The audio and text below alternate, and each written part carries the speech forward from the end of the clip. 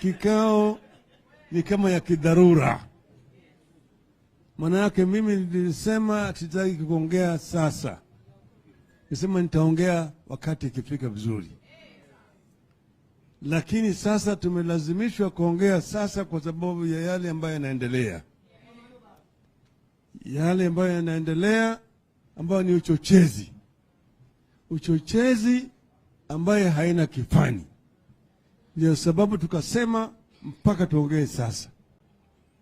Nyinyi nyote mnajua tarehe 15 mwezi wa 8 yale sarakasi zilifanyika kule Bomas of Kenya. Wakati wa Kenya wanasubiri matokeo, Bwana Chebukati alikuwa ametoroka. Anasema ati ameenda kulala nyumbani kwake. Amekaa huko, wale wa commissioner wengine wanamsubiri, haonekani. Sasa ambaye anakuja anasema wale watu ya kwamba ana matokeo. Wale jamaa wanashangaa, matokeo umepata wapi na walikuwa wametoroka mbele nyumbani? Ati ofisa yangu tayari imefanya hesabu na mimi niko na hesabu nataka kwenda kutangaza. Ilikuwa sasa siku 2 mfululizo walikuwa wamefunga ile televisheni, ilikuwa haionyeshi chochote. Hapo walikuwa wanakoroga mambo. Alafu sasa wale wakamwambia pale kwa tuketi chini utuonyeshe vile wewe umefikia hiyo matokeo tukubaliane. Kataa, akasema pana. Mimi nitaenda kutangaza.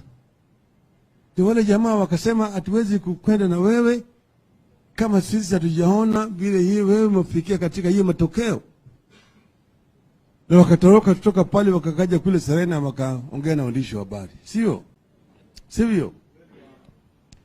Sasa wakaongea na waandishi wa habari wakasema yale ambayo Bwana Chebukati anatangaza sisi kama wanachama wa tume ya uchaguzi hatumo ndani yake. Lakini Chebukati akaendelea namna hiyo, akilindwa pale na askari, akatangaza yale. Alikuwa ni yeye na wale vibaraka yake wawili by commissioners, ambaye vile vile waliogopa kwenda na wewe kwenye jukwaa. Alikwenda peke yake. Akaenda peke yake na akatoa ile matangazo peke yake. Sasa tume ya uchaguzi iko na wanachama 7. Wanachama 7, 4 miongoni mwa 7 ndio majority. Walisema ya kwamba wao hawakatai yale matokeo Chebukati yalitangaza. Sasa jamaa wakaendelea. Alafu sisi tukasema hatukubali. Lakini tukakaa kimya. Tukasema tukaenda mahakamani.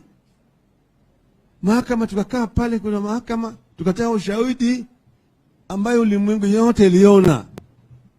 Ushahidi ambayo ilitoka moja kwa moja katika ile portal ya IBC. Wakaangalia. Hata wale majaji wakati ile walipoona yale mashahidi walishangaa.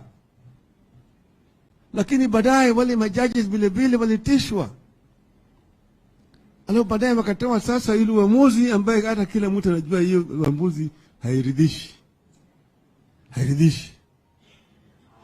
Tukasema sisi hatukubaliana na hiyo uamuzi, lakini tunaheshimu kwa sababu ni demokrasia. Na tukasema tutaongea baadaye. Tulikuwa tumesema tutangoja tupatia serikali hii ya bandia siku 100. Siku 100 wafanye yale ambayo walikuwa wanataka, waliahidi wa Kenya watafanya. Kwa hivyo sisi tulipanga kuongea tarehe 15 mwezi wa Januari.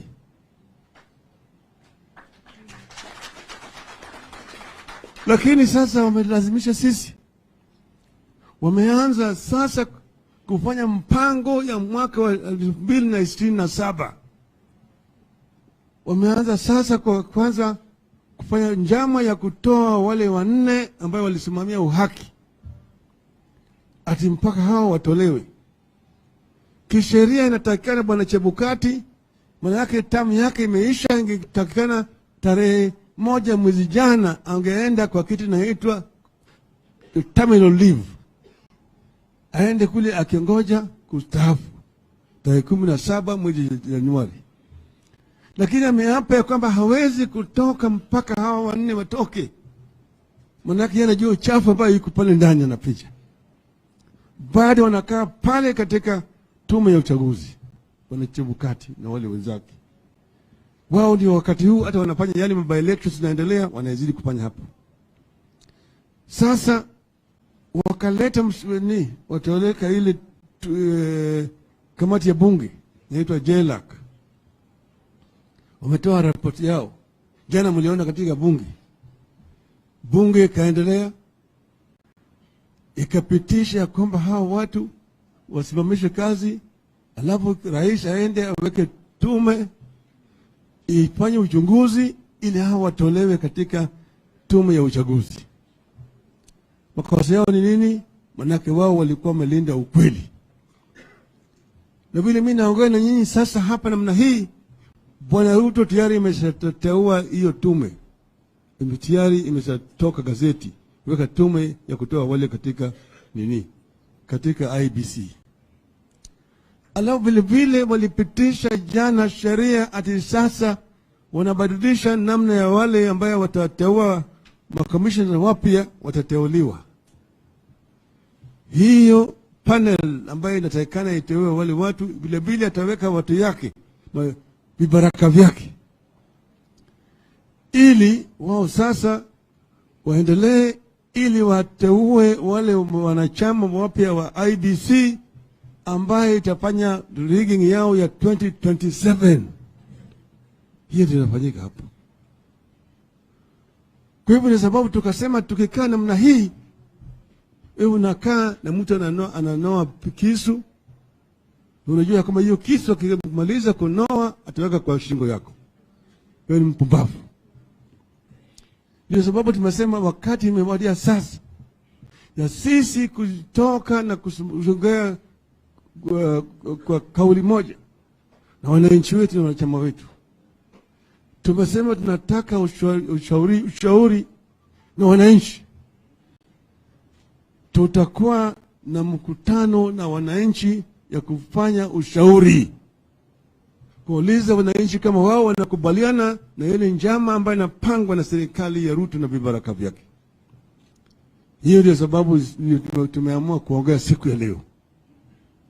Siku ya leo tunaanza mapema, maana yake sisi tulisema Ruto, endelea, timiza ahadi yako na Wakenya, tuangalie ulitoa ahadi ingine ulisema ukiweka Biblia chini, hii na hii ndio utafanya.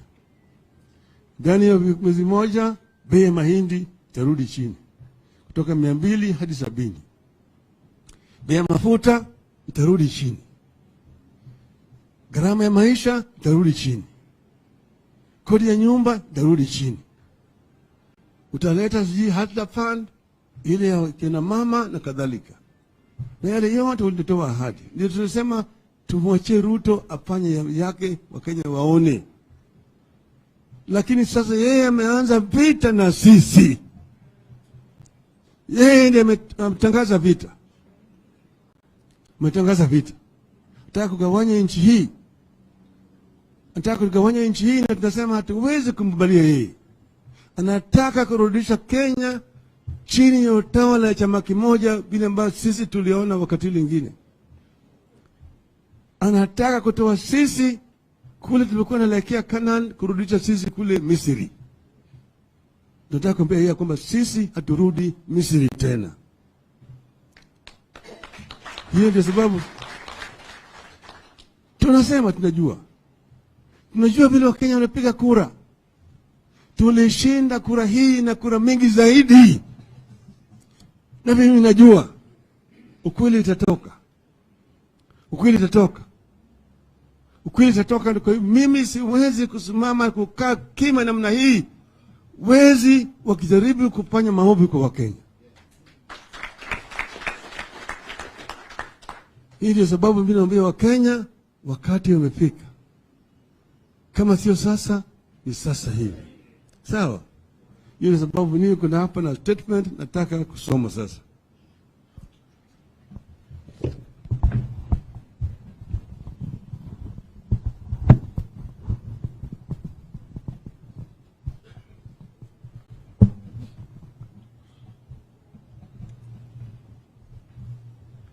Statement on the start of public consultations on the state of the nation, December 2 mwaka 2022. As was expected, the Justice and Legal Affairs Committee of the National Assembly has recommended the formation of a tribunal to kick out the 4 IEBC commissioners. And as we're talking here, already the tribunal has already been set up. The outcome was predetermined, and there was clearly no need for JLAC to spend taxpayers' money purporting to be giving a hearing to the 4 commissioners. We have said before, and we will say it again, the tribulations of the commissioners are not about 2022 elections. This is about 2027 elections. That is why it is not Wafula Chebukati facing JLAC, despite being indicted by the Supreme Court. The 4 are being forced out because William Ruto and the Oda administration want a clean slate at the IEBC and fill it with his stooges and henchmen for the 2027 elections. Mr. Ruto wants to rig the 2027 elections in 2022. The Oda is on the campaign trail for the 2027 elections in 2022. If that is what the administration has decided to prioritize, we are ready to join them down that path. As a Azimio party, our concern and fear is that we have been here before. We were here in 2007 when the Kibaki administration single-handedly picked IEBC officials ahead of the elections. We protested. We were called names. We were told the administration was acting within the law.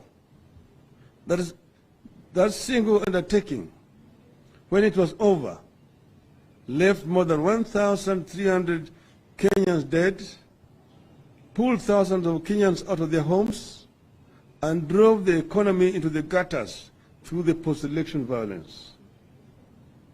As happened back then, Oda is amending the laws governing the appointment of IEBC commissioners to allow the administration complete leeway to pack the commission with his henchmen. You have gone back way before. We have gone back that way before the IPPG deal that allowed the government and opposition specific numbers at the commission.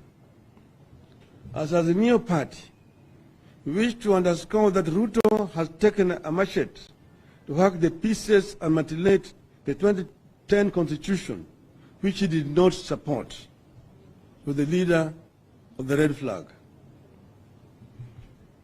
We are witnessing the emergence of a darker form of dictatorship than what we witnessed under Kanu.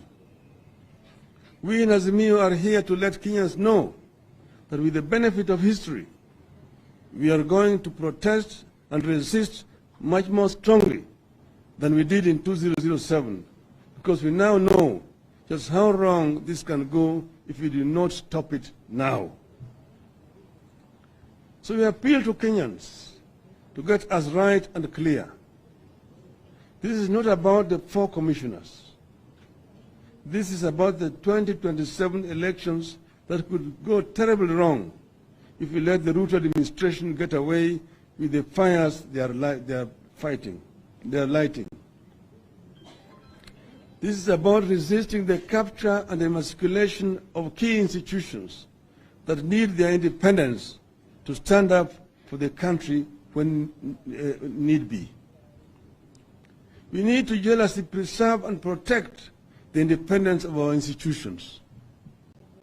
In 2020, we witnessed strong and independent U.S. institutions stand up to protect integrity of elections and preserve democracy despite extreme pressure by a section of the executive. That is what we need here. It is what we are launching the fight here, the fight for here today. The judiciary has been captured. The criminal justice system is collapsing. That is why cases are rapidly being dropped, criminals being celebrated and turned into prosecution witnesses. The security sector is being targeted and intimidated so that it can be captured. IEBC is being intimidated so that it can be captured fully. Parliament is half gone through bribery and blackmail. MPs are being bought to shift sides and to ratify the agenda of the executive. If all these institutions submit to Oda's schemes, we are in a real danger of losing everything we have fought for and won over the last 30 years. We are in a real danger of starting back to the 1980s. As Azimio, we are here to announce our readiness to stop that slide into the past.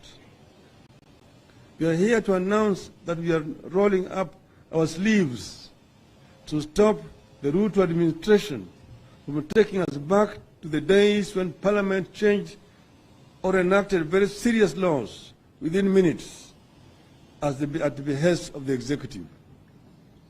We are here to announce that we will stop this country from going back to the days when the judiciary had cases in the middle of the night and dispensed sentences prescribed by the executive.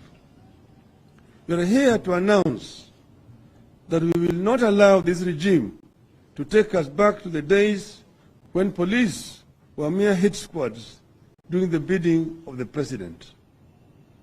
We are witnessing extremely skewed appointments to the public office by this administration. We are here to announce that we will not allow this country to return to the era when public service was run by members of one or two communities because the president was insecure and saw enemies out of every tribe other than his own tribe. We are here to stop a return to one-man rule through executive fiat. As we talk now, we are told a ship has docked in Mombasa with thousands of tons of maize. That importation came through the executive fiat. We maintain our rejection of the GMO foods and crops. Azimio therefore calls on patriotic Kenyans to be vigilant and stop the Ruto administration from dumping that maize at the port until we know its nature. Fellow Kenyans, I've been around with you for long. Millions of you voted for me in the last elections. We won that election. Millions of you call me Baba. I raise these issues because I have witnessed a dictatorship emerge and bloom. I have witnessed self-proclaimed God-fearing leaders preside over the persecution, false prosecution, and even murder of innocent Kenyans. I've witnessed an insecure administration run our economy to the drains. Those who witnessed this era with me should tell our young people the painful struggle it took to get the freedom we have today. Let us share our eyewitness accounts and experiences so that that era with our children. There's a real danger that we are heading back to the 1980s. We should be ready and willing to work with those sections of our society that have always stood up for the nation when perils reared their head. The civil society, faith leaders, academia, and workers' unions. I would not wish any Kenyan to go through what some of us have been through. But I'm fearing for Kenya. I'm fearing for my country. We have to stand up now because later it will be too late. We are ready and willing to work with those sections of our society that have stood up for the nation when perils reared their ugly heads. The society, faith leaders, the academia, and workers' unions. That's why from today, we announce the launch of that pushback we talked about a few days ago. On the 7th of December, that is Thursday next week, at the historic Kamukunji grounds here in Nairobi, we will launch a public consultation.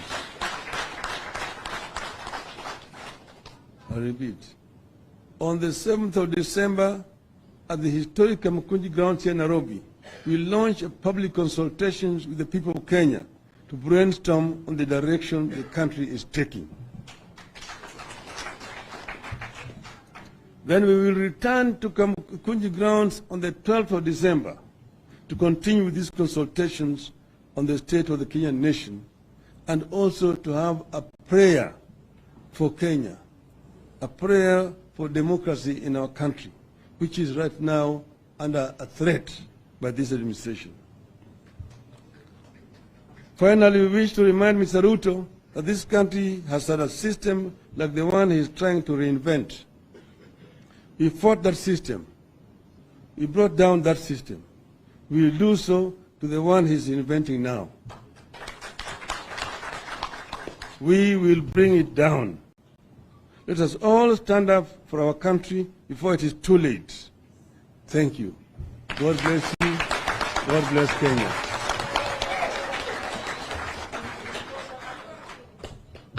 End of the statement. Azimio.